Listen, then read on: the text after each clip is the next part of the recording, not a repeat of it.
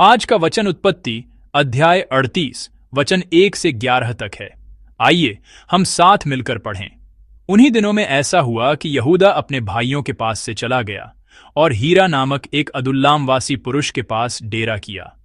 वहां यहूदा ने शूआ नामक एक कनानी पुरुष की बेटी को देखा और उससे विवाह करके उसके पास गया। वह गर्भवती हुई और उसके एक पुत्र उत्पन्न हुआ और यहूदा ने उसका नाम एर रखा। वह फिर गर्भवती हुई और उसके एक पुत्र और उत्पन्न हुआ और उसका नाम ओनान रखा गया। फिर उसके एक पुत्र और उत्पन्न हुआ और उसका नाम शेला रखा गया। और जिस समय इसका जन्म हुआ उस समय यहूदा कजीब में रहता था। और यहूदा ने तामार नाम की एक स्त्री से अपने जेठे एर का विवाह कर दिया। परंतु यहूदा का वह जेठा एर यहोवा के लेखे में दुष्ट था, इसलिए यहोवा ने उसको मार डाला। तब यहूदा ने ओनान से कहा, अपनी भौजाई के पास जा और उसके साथ देवर का धर्म पूरा करके अपने भाई के लिए संतान उत्पन्न कर। ओनान जानता था कि संतान मेरी न ठहरेगी, इसलिए ऐसा हुआ कि जब वह अपनी भौजाई के पास गया तब उसने भूमि पर वीर्य गिराकर नाश किया, जिससे ऐसा न हो कि उसके भाई के नाम से वंश चले। यह काम जो उसने किया उससे यहोवा अप्रसन्न हुआ और उसने उसको भी मार डाला। तब यहूदा ने इस डर के मारे कि कहीं ऐसा न हो कि अपने भाइयों के समान शेला भी मरे, अपनी बहू तामार से कहा, जब तक मेरा पुत्र शेला सियाना न हो जाए तब तक अपने पिता के घर में विधवा ही बैठी रहे। इसीलिए तामार अपने पिता के घर में जाकर रहने लगी। आमीन। आज का वचन उत्पत्ति अध्याय 38 यूसुफ की कहानी के बीच में एक अंतरकथा जैसा है, जिसका वर्णन अध्याय 37 से 50 तक किया गया है। अध्याय 37 में यूसुफ की कहानी शुरू होती है, लेकिन अचानक अध्याय 38 में यहूदा की कहानी आ जाती है। हालांकि अध्याय 38 का वृत्तांत बहुत सुखद नहीं है। ऐसा इसलिए है क्योंकि इसमें यहूदा और उसकी बहू तामार के बीच हुए अनाचार का वर्णन है। आज का वचन इस घटना की प्रस्तावना है। यह हमें उन कारणों और उस पृष्ठभूमि से अवगत कराता है जिनके चलते यहूदा और तामार के बीच यह अनाचार हुआ। यह एक ऐसा विषय है जिसे इस सुबह साझा करना मन को भारी करता है, लेकिन मैं प्रभु के नाम से प्रार्थना करता हूं कि यह समय हम सबके लिए उस संदेश को समझने का हो जो परमेश्वर इस वचन के द्वारा हमें देना चाहते हैं। अध्याय 38 का पहला पद उन दिनों में इन शब्दों से शुरू होता है। यह उस समय की ओर संकेत करता है जब यूसुफ को मिस्र में बेच दिया गया था। ऐसा लगता है कि यूसुफ को बेचने की घटना ने भाइयों के बीच गंभीर तनाव पैदा कर दिया था। एक व्याख्या के अनुसार यहूदा अपने भाइयों द्वारा यूसुफ को बेचने के अपराध बोध को सह नहीं सका और पश्चाताप भरे हृदय से उनसे दूर चला गया। इस प्रकार यहूदा हेब्रोन से निकलकर अदुल्लाम नामक एक कनानी नगर में चला गया। अदुल्लाम में जाकर यहूदा ने शूह नामक एक कनानी पुरुष की बेटी से विवाह कर लिया। परंतु यहूदा ने एक ऐसा काम किया जो परमेश्वर को अप्रसन्न करने वाला था। उसने एक अन्य जाति, एक कनानी स्त्री से विवाह किया। यहूदा का एक अन्य जाति स्त्री से विवाह यह दिखाता है कि वह आत्मिक रूप से पतन के मार्ग पर था। साथ ही हम यह भी देखते हैं कि इसी माध्यम से मसीहा की वंशावली में जो यहूदा से ही आनी थी, अन्य जाति का रक्त भी शामिल हो गया। इस तरह विवाह करके यहूदा और उसकी कनानी पत्नी ने 3 पुत्रों को जन्म दिया। आइए हम अपने आज के वचन के पद 3 से पद 5 तक एक साथ पढ़ें। पद 3 से पद 5 तक। वह गर्भवती हुई और उसके एक पुत्र उत्पन्न हुआ और यहूदा ने उसका नाम एर रखा। वह फिर गर्भवती हुई और उसके एक पुत्र और उत्पन्न हुआ और उसका नाम ओनान रखा गया। फिर उसके एक पुत्र और उत्पन्न हुआ और उसका नाम शेला रखा गया। और जिस समय इसका जन्म हुआ उस समय यहूदा कजीब में रहता था। आमीन। विवाह करना और संतान का जन्म एक बहुत ही खुशी की बात है, लेकिन चूंकि उसने एक कनानी स्त्री से विवाह किया था और हम इन पुत्रों के भविष्य को जानते हैं, इसलिए हम इस पर सहज रूप से आनंदित नहीं हो सकते। इस तरह उसने 3 पुत्रों को जन्म दिया, लेकिन पद 5 और पद 6 के बीच काफी समय बीत गया। पद 3 से 5 में 3 पुत्रों के जन्म के वर्णन के बाद पद 6 बताता है कि यहूदा ने अपने जेठे पुत्र एर का विवाह करा दिया। ऐसा लगता है कि कम से कम 10 से 20 वर्ष बीत गए होंगे। यहूदा अपने पुत्रों का विवाह जल्दी कराना चाहता था। ऐसा लगता है कि इसका कारण उनके पुत्रों के आत्मिक और सांसारिक जीवन को स्थिर करना था, लेकिन वास्तविकता यहूदा की इच्छाओं से अलग थी। पद 7 में हम देखते हैं कि जेठा पुत्र एर मर जाता है। आइए हम पद 7 को एक साथ पढ़ें। पद 7, परंतु यहूदा का वह जेठा एर यहोवा के लेखे में दुष्ट था, इसलिए यहोवा ने उसको मार डाला। आमीन। वचन कहता है कि परमेश्वर ने जेठे पुत्र एर को मार डाला। जेठे पुत्र एर की मृत्यु का कारण क्या था? पद 7 कहता है कि परमेश्वर ने उसे मार डाला क्योंकि एर उनकी दृष्टि में दुष्ट था। बाइबल यह विस्तार से नहीं बताती कि एर का वह कौन सा दुष्ट कार्य था जिसके कारण उसकी मृत्यु हुई। एक टिप्पणी में यह अनुमान लगाया गया है कि शायद एर सदोम के लोगों की तरह यौन रूप से भ्रष्ट हो गया था और इसी अनैतिकता के कारण उसकी मृत्यु हो गई।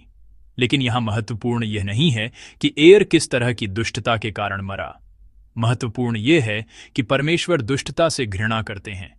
एर की दुष्टता चाहे जो भी रही हो, सत्य यह है कि उसके भीतर दुष्टता थी और परमेश्वर जो दुष्टता से घृणा करते हैं ने एर को मार डाला। जब जेठा पुत्र एर बिना किसी संतान के शीघ्र ही मर गया तो यहूदा ने अपने दूसरे पुत्र ओनान से कहा, अपनी भाभी के पास जा और उससे देवर का धर्म पूरा करके अपने भाई के लिए वंश चला। उस समय देवर विवाह की एक प्रथा थी। यह एक अनिवार्य कर्तव्य था। यदि कोई भाई बिना किसी वंशज के मर जाता था तो यह एक ऐसी प्रथा थी जिसके अनुसार छोटा भाई अपनी विधवा भाभी से विवाह करके और पुत्र उत्पन्न करके मृतक भाई के वंश को आगे बढ़ाता था। इस प्रकार पैदा हुआ पुत्र मृतक भाई का कानूनी उत्तराधिकारी बन जाता था। यह प्रेम और दया पर आधारित एक व्यवस्था थी जो यह सुनिश्चित करती थी कि किसी का वंश समाप्त न हो। लेकिन ओनान ने इस कर्तव्य को ठीक से नहीं निभाया। उसने अपने भाई के वंश को आगे बढ़ाने का काम ठीक से नहीं किया और यह परमेश्वर द्वारा स्थापित व्यवस्था की अवहेलना करने के समान था। ओनान ने ऐसा क्यों किया? वह निश्चय ही इस देवर विवाह की प्रथा से भली भांति परिचित रहा होगा। फिर भी उसने ऐसा क्यों किया, इसका भी बाइबल में स्पष्ट उल्लेख नहीं है, लेकिन हम मानवीय दृष्टिकोण से उसकी मंशा का अनुमान लगा सकते हैं। इसका एक कारण यह हो सकता है कि उससे उत्पन्न होने वाला पहला पुत्र उसका अपना नहीं कहलाता। संभवतः उसे यह बात पसंद नहीं आई कि उससे जन्मा पहला पुत्र उसका न होकर उसके भाई के परिवार और संपत्ति का वारिस बनेगा। और यह भी माना जाता है कि उसने यह दुष्ट कार्य इस चिंता में किया कि उसे पहलौठे का अधिकार नहीं मिल पाएगा, क्योंकि उसका बड़ा भाई मर चुका था, इसलिए पहलौठे का अधिकार उसे मिल सकता था। लेकिन इस विवाह से उत्पन्न होने वाला पुत्र उसका अपना नहीं बल्कि उसके भाई का कहलाता और पहलौठे का अधिकार भी उसी को मिलता। इन्हीं सब कारणों से ऐसा लगता है कि ओनान ने इस कर्तव्य को निभाने से इनकार कर दिया। अंततः ओनान ने अपने स्वार्थ और पहलौठे के अधिकार व संपत्ति के लालच के कारण भाई के प्रति प्रेम की इस व्यवस्था को ठुकरा दिया। उसने अपने कर्तव्य की अवहेलना की। इस प्रकार उसने परमेश्वर द्वारा स्थापित व्यवस्था की अवहेलना करने का दुष्ट कार्य किया। परमेश्वर ने भी इस कार्य को दुष्ट माना। परमेश्वर ने ओनान के इस कार्य को दुष्टतापूर्ण माना, क्योंकि उसने परमेश्वर की उस पवित्र पारिवारिक व्यवस्था को ठुकरा दिया था जिसका आधार फलों फूलों और बरहों की आज्ञा है। परिणाम स्वरूप ओनान भी अपने भाई एर की तरह परमेश्वर की दृष्टि में दुष्टता करने के कारण मारा गया। यहूदा पहले ही अपने 2 पुत्रों को खो चुका था। अब तीसरे पुत्र शेला को देवर विवाह की प्रथा के अनुसार अपने भाई का वंश आगे बढ़ाना था, लेकिन अपने 2 पुत्रों को पहले ही खो चुकने के दुख और भय के कारण यहूदा ने अपनी बहू तामार को उसके पिता के घर वापस भेज दिया और वह उससे कहता है कि जब तक उसका पुत्र शेला बड़ा न हो जाए तब तक प्रतीक्षा करे। यह वैसा ही दुष्ट कार्य था जैसा उसके दूसरे पुत्र ने किया था, परमेश्वर द्वारा स्थापित व्यवस्था का पालन न करना। अब यहूदा स्वयं वही पाप कर रहा था। आज के वचन में दुष्ट कार्यों की एक श्रृंखला का वर्णन है। प्रिय विश्वासियों, आज के वचन में एक बात है जिस पर हमें ध्यान देना चाहिए। वह यह है कि परमेश्वर दुष्टता से घृणा करते हैं। एयर की मृत्यु इसलिए हुई क्योंकि वह परमेश्वर की दृष्टि में दुष्ट था। ओनान की भी मृत्यु इसीलिए हुई क्योंकि उसने परमेश्वर द्वारा स्थापित व्यवस्था को मानने से इनकार करके दुष्टता का कार्य किया। लेकिन इन सब से पहले भी एक दुष्ट कार्य हुआ था।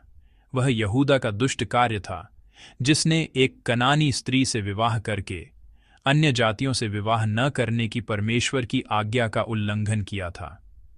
हम यह समझ सकते हैं कि यहूदा के इस पाप का प्रभाव उसके बच्चों पर भी पड़ा।